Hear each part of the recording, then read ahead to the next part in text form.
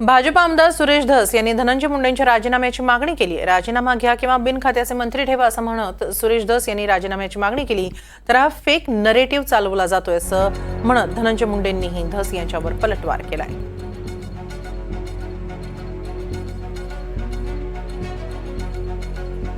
एक common minimum programme जे म्हणतो ना आपण, तसा कॉमन सब्जेक्ट हाच होता की या तपासावरती आणि याच्यावरती परिणाम होऊ नये म्हणून श्री धनंजय मुंडे साहेबांचा राजीनामा त्या ठिकाणी घ्यावा किंवा त्यांना बिनखात्याचं मंत्रिपद द्यावं।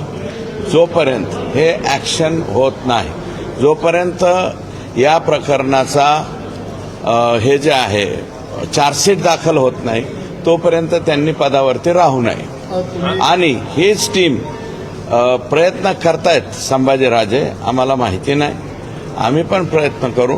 हे मुख्यमंत्री महोदयांना सुद्धा या बाबतीमध्ये भेटणार आहे। बघा, कोणी काय आरोप करावे हे लोकशाहीमध्ये ज्याला त्याला अधिकार दिलेले आहेत। मी पुन्हा कुणाचे तोंड धरणार आहे?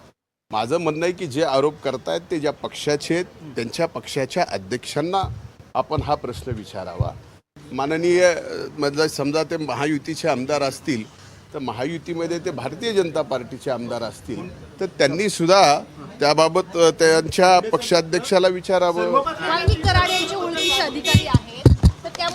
हे सगळं फेक नेरेटिव्ह आहे। त्या नेरेशनमध्ये विनाकारण मीडिया ट्रायल करून एखाद्या व्यक्तीला किंवा ह्या सगळ्या गोष्टीला, जसं आदरणीय भुजबळ साहेबांनी सांगितलं, माझं म्हणणं आहे की ट्रायल कोर्टात होऊ द्या,